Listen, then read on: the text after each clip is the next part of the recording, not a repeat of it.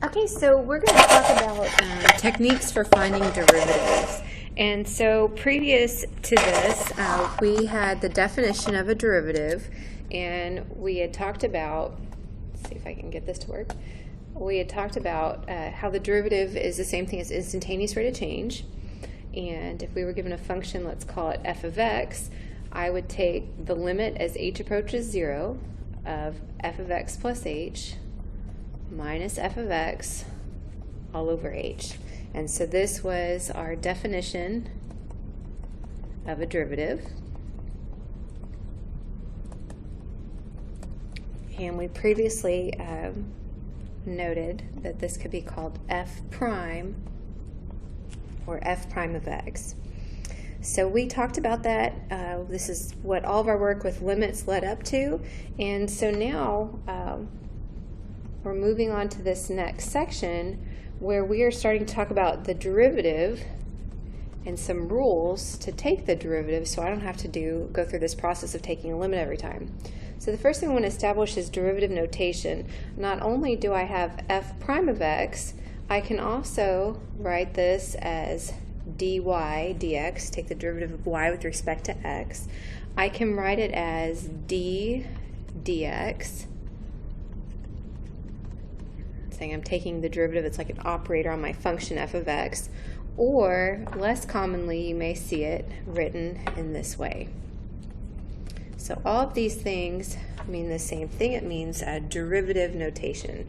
So you may most commonly see these first two, and again the second one is just saying the derivative of y with respect to x. So instead of having to go through and use this limit definition of a derivative every time, we're going to come up with some rules. And so the first rule that we're going to discuss is called the constant rule. And so we want to be able to read these rules and figure out which functions we can apply them to. So we're going to have a very mathy notation. And so our mathy notation here says if I have a function f of x, which is equal to some constant, let's call it k, so where k is a constant,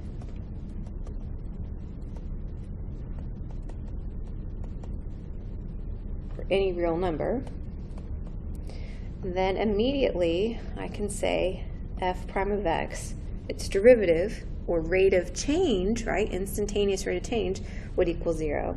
And so off to the side, just kind of consider what that means. Let's say I graph the function y equals 4.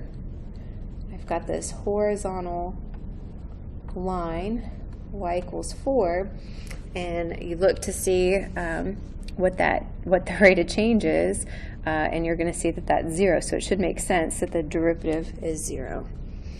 Okay, the slope or the derivative of the rate of change for all points on that function would be 0. So you could be asked to find the derivative for maybe something that looks like f of x equals 9.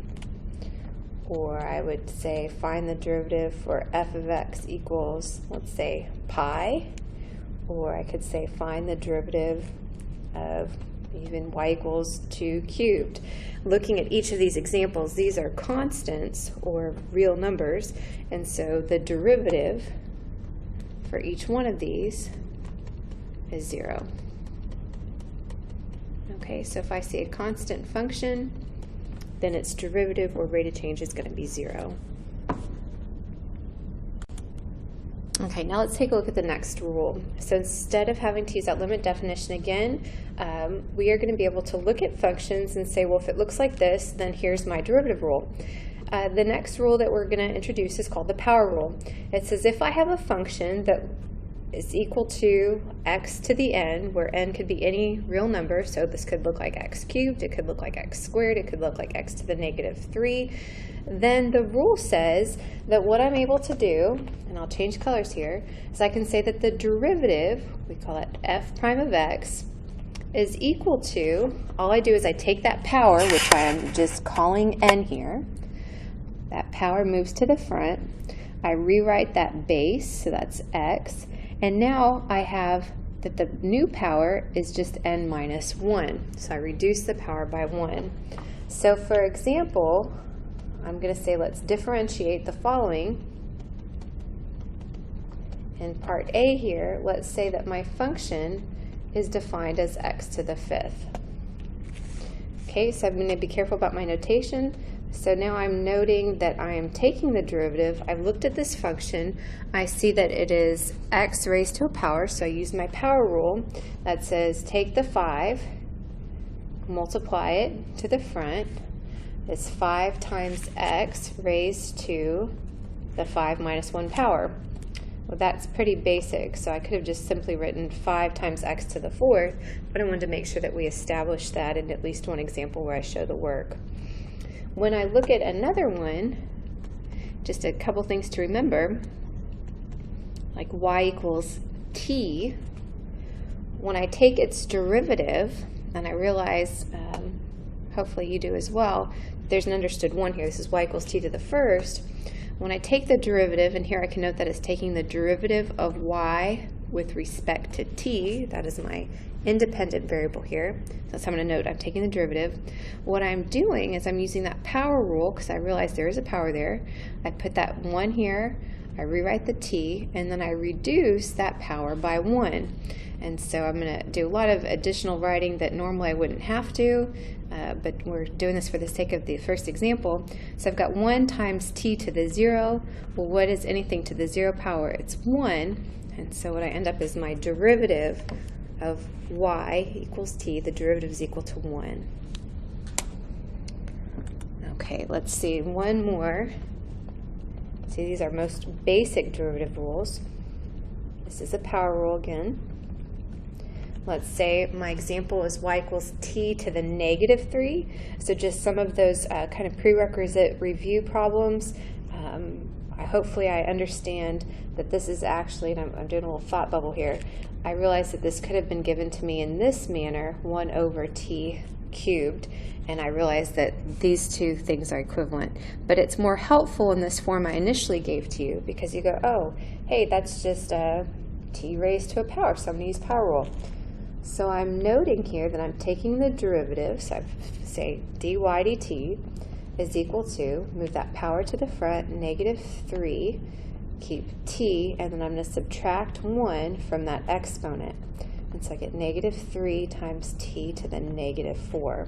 And so if I did want to rewrite this, I could write this as negative 3 all over t to the 4th.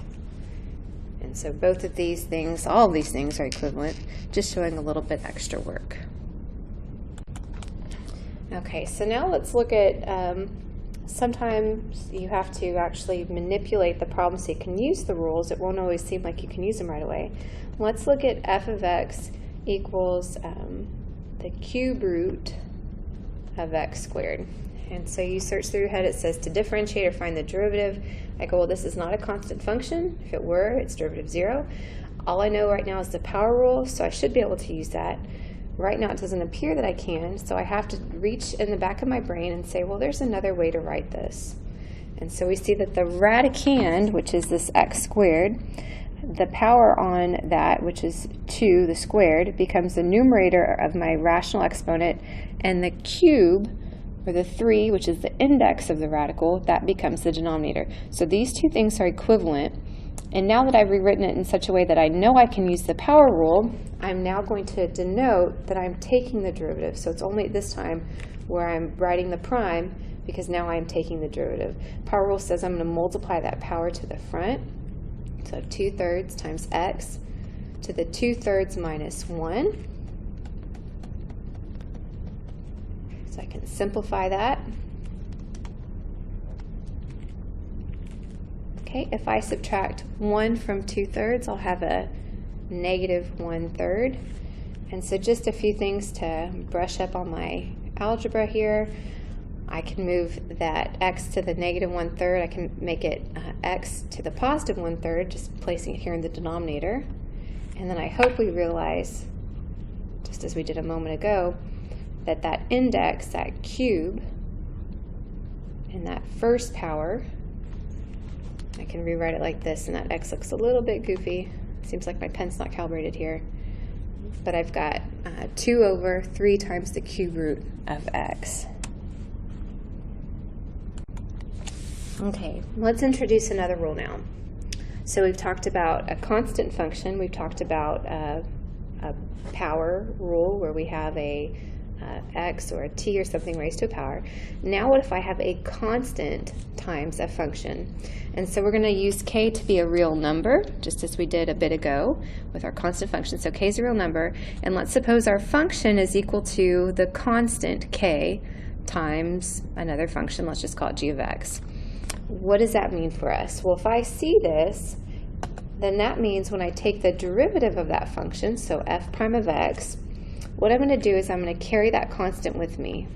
I'm going to make it go along for the ride, is what my calculus teacher used to say. So it's going to stay there, that k will stay, and then it's going to multiply by the derivative of whatever was next to it. We're calling that function g. And so this is best demonstrated with a few examples.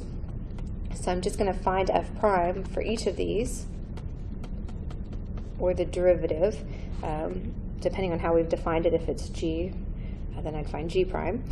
But let's suppose that I define f of x to be 4 times x to the 5th. So all I have done now is I have added this constant k, which is 4 in this case, and the rule says, well, if I see this, I am just going to keep that constant 4, and then I'm going to multiply it by the derivative of what's next to it, which means I'm going to use power rule. So I'm denoting now that I'm taking the derivative, f prime of x, it's going to equal, keep that constant 4 here, and then I multiply by the derivative of what's next to it. Well, the derivative of x to the 5th, we've done this. I write down my 5, write down my x, I reduce the power by 1, and so what I have is 4 times 5x to the 4th. Well, we know what that is. My derivative then is 20x to the 4th. And so these nice little rules where it used to take me forever, it seemed, to go through all that algebra with taking the limit as h approaches 0 of, in this case, it would have been, what, 4 times the quantity x plus h all raised to the 5th minus 4x to the 5th all over h. That would have been very difficult to do. Now I just get to look at these things and use these rules. And so if I can identify which rule to use, then use it and use it correctly and make sure your algebra is there. Okay, let's try another example. Let's call this example B. And let's say our function y is equal to 6 over x.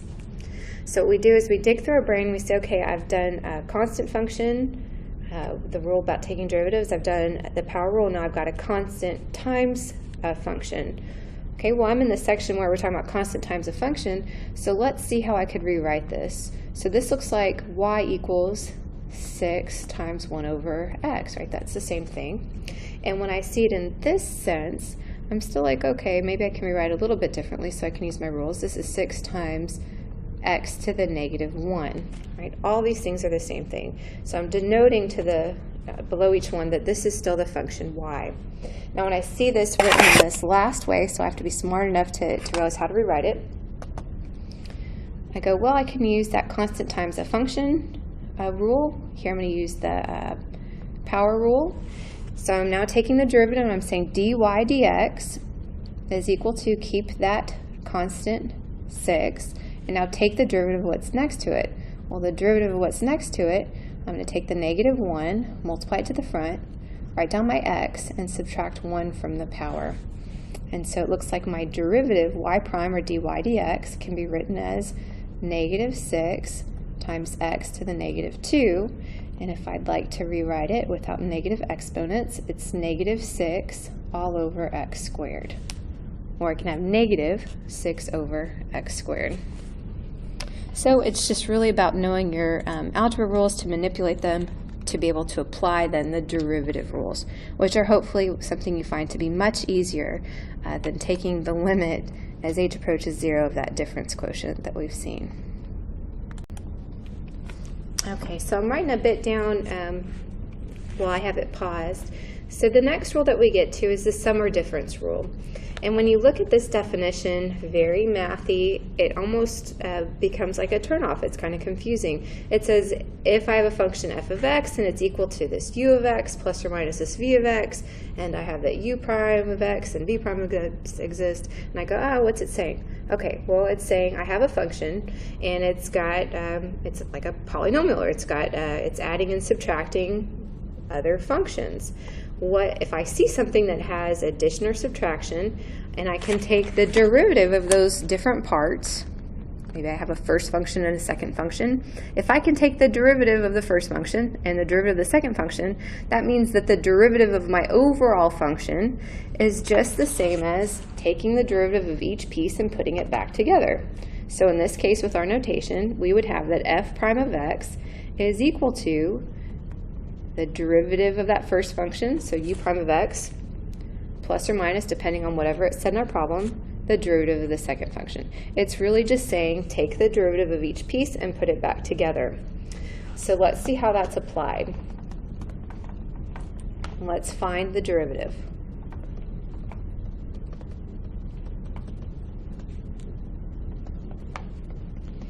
Let's suppose our function f is equal to 3x to the fourth minus x squared plus 5x plus 7.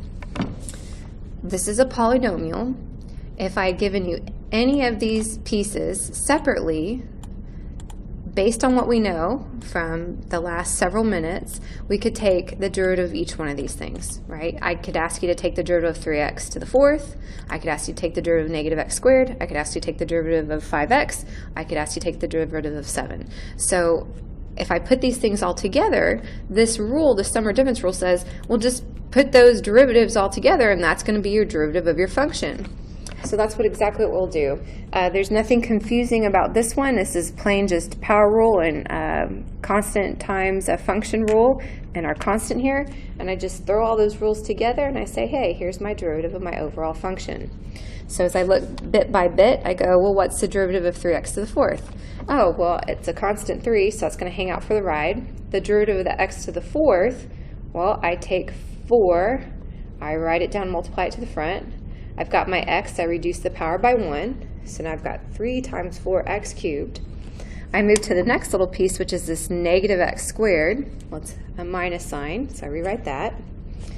I take the derivative of x squared. Well, at this point I'm getting pretty good. I've got the power comes to the front, this is 2. I've got my x, I reduce the power by 1. So the power was 2, I subtract 1. So it's 2 times x to the first. I don't have to write down the first. Now I move to this next piece. It says take the derivative of 5x. Well, it's an addition, so I have the plus.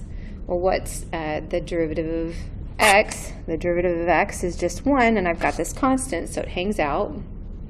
So I've got 5 times 1 here. Again, that 5 is just the constant. The derivative of x, the first, is just 1. Perhaps I'll write down that I reduce the power by 1. And then I move over to this next piece. What's the derivative of a constant number? Well, we said that's going to be 0. So now I'm going to go back through and make this look a little bit tidier.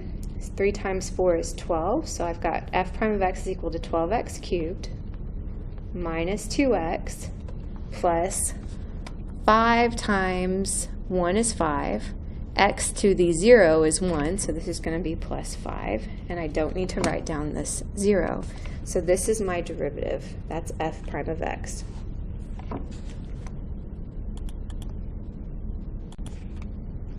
Okay, well, let's advance ourselves a little bit further. When we get to another section, we'll have maybe another way to deal with this, but we're always trying to be smart about what we're doing, trying to simplify, see how we can use the rules. I have not given you anything yet about what we call quotient rules, so if you had some calculus or pre-cal in high school, you may know about that. But what we have are these constant times a function, or these power rules, and so I'm looking at this, and I'm going to see how can I rewrite this function g of x in a manner that I can use the rules.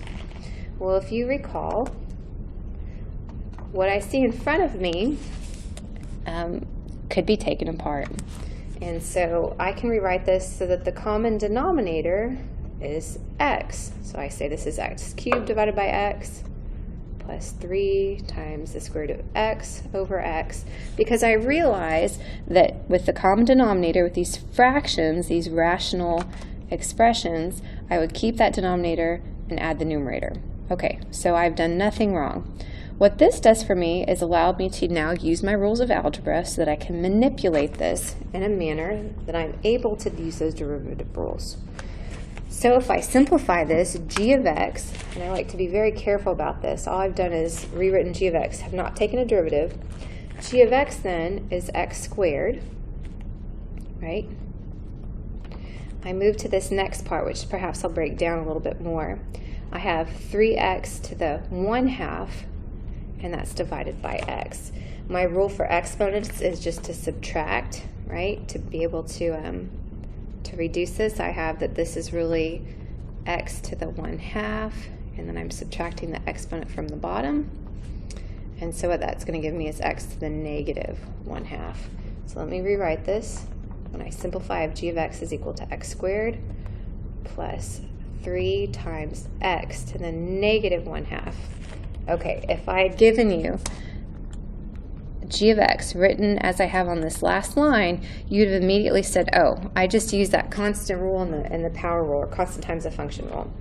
So with that in mind, all those rules, I now denote that I'm taking the derivative, and I say the derivative of x squared is 2x. I move that power to the front, multiply it by x reduced by 1 power, so 2 minus 1 is 1. And I do the same thing here. My constant is going to stay here. So I've got my 3. I multiply that negative 1/2. I rewrite my x, and I subtract 1 from the exponent. So I'm subtracting 1. 2 over 2 is the same thing as 1. I'm showing it in this case just to make sure I don't mess up.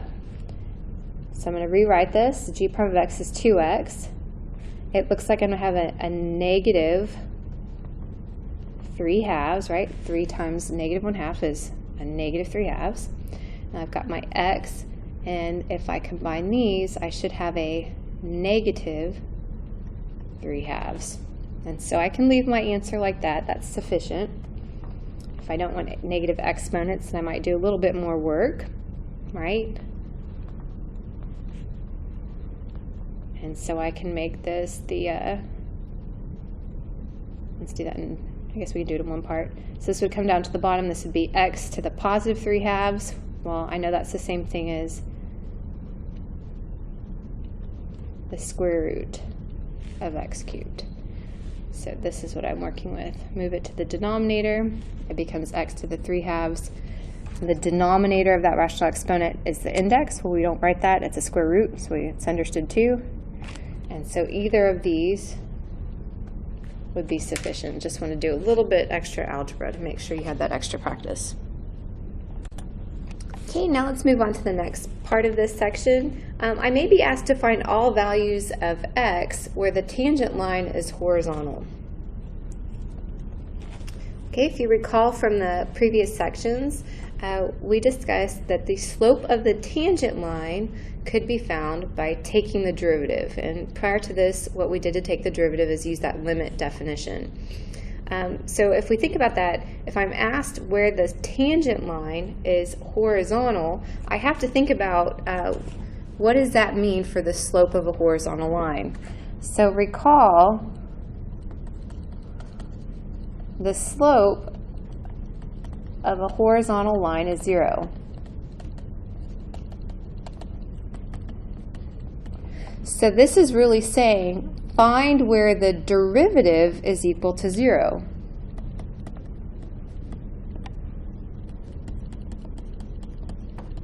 Right? F prime of x, or the derivative, is the slope of the tangent line.